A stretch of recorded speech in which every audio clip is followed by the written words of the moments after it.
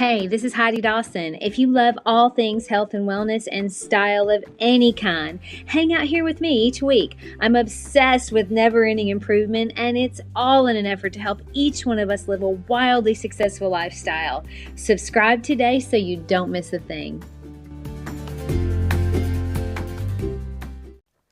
Hi, guys. Welcome to episode 335 of the Wildly Successful Lifestyle Podcast.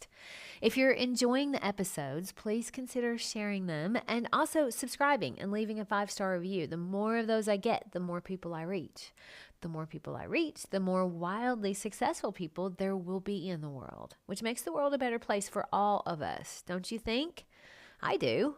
Being wildly successful isn't just about having an important job or lots of money, even though those things are wonderful and you should be proud of yourself if you've created that. But it's also about having an awareness about you, that you do create your own reality by the thoughts you have and the beautiful relationships you have with other people. That's what makes life truly satisfying. That's the idea. That's what I want for all of us. I created this podcast because I had this message inside of me and it needs to get out. We're each responsible for our own happiness. No one else can create that for us. We have to do it. And we aren't going to do it by external things. The more external things we get, the more we realize that. Years ago, I thought if I had a Rolex watch that would make me feel like I was finally worthy. If I had a timepiece that represented wealth and status, then I would finally think of myself as worthy. So my precious husband got me one for my birthday. I love it, and I still do love it. But it didn't give me that worthiness I thought I would have. It made me feel proud, sure, for a few weeks, of course, but I soon realized that wasn't it. Okay, maybe it's that designer purse that's going to do it.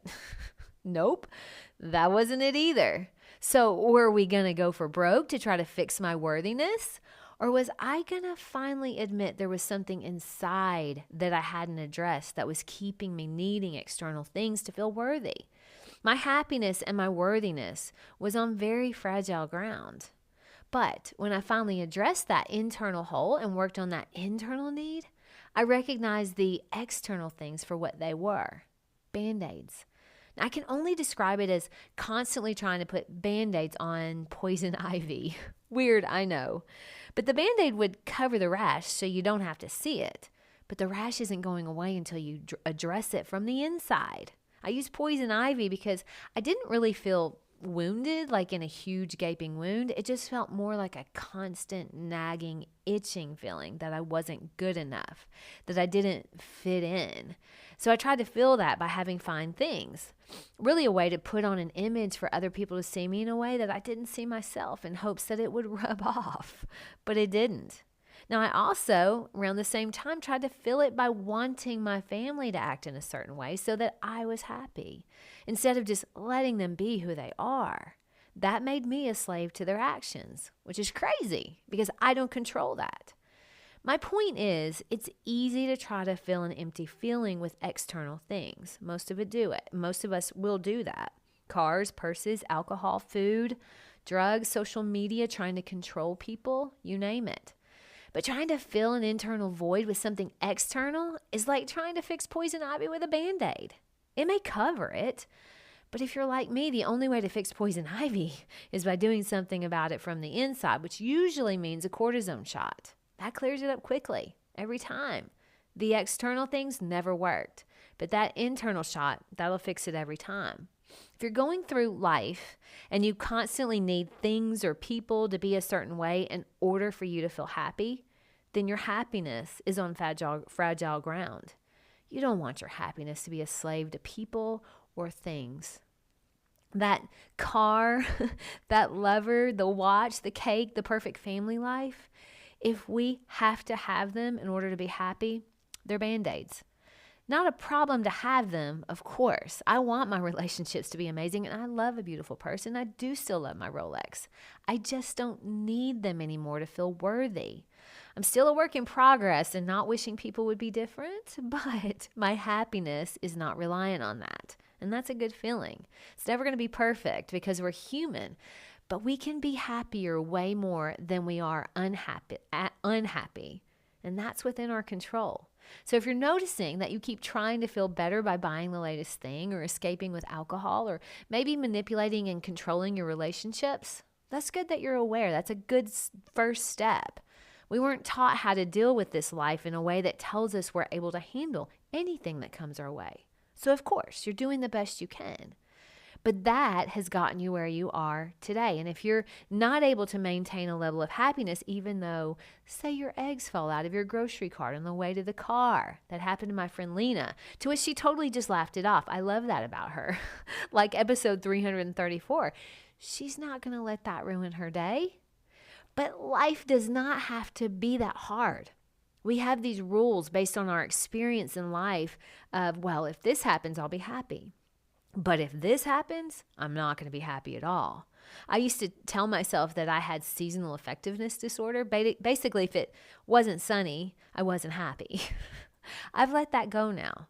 I still have to work on it though. I was laughing the other day with a friend because now I say I don't like it when it's cloudy with no precipitation. So I'm still laying the groundwork for myself to be unhappy. It's just if it's cloudy with no rain or snow. I always seem to tell on myself in this podcast. But you see, I'm aware of it. So you know I'm working on it. Be aware of where you're setting groundwork for yourself to be miserable.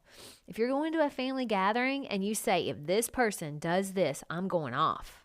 What's that doing? You're laying the groundwork for you to have a bad time because now you've put your mood in the hands of someone else. Your power to be happy, regardless, is gone at that point because you need someone to act a certain way for you to be happy. Don't do yourself like that. Don't give someone else the power to take away your happiness. They're not that powerful, but you are. My ultimate goal is to not need anything or anyone to be different for me to be happy. Michael Singer, the author of Living Untethered, I think that may be my next book, but he said, when someone asks how I want my life to be, I say, I want it to be as it is. That's how you find your happiness. Just letting life be as it is.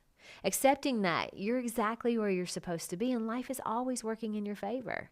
When things happen, ask the right questions. My personal favorite is, how is this working in my favor? Now, who knows why my friend Lena's eggs fell out of the cart and broke?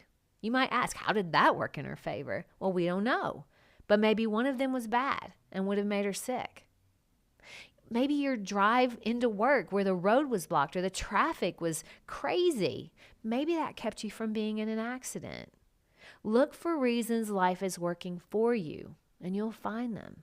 You do have the power to be happy, even though things stink. We all do. Someone with fragile happiness gets irritated easily. Someone with fragile happiness gets triggered by words, gets mad when their food comes to the table lukewarm, or gets upset when things don't go exactly the way they want them to. And we do have the ability to just let those things go. When you let those little frustrations go, then you'll be way more equipped to deal with the big things that happen that we will have to deal with, like death or job losses, divorce, those big things. Working on letting go of the little frustrations will go a long way in helping us be happy day to day, but it'll also help us be more resilient when the big things happen. My challenge to you today is to notice when you're getting irritated easily at the little things and practice just sort of laughing them off. Coffee spilled on your shirt?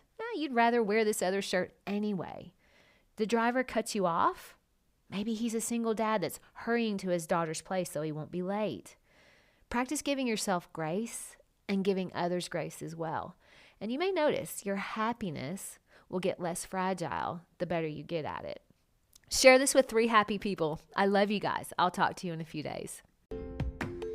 Don't forget to subscribe and share with your friends because we're just going to keep going bigger and better places together. And I love that about us.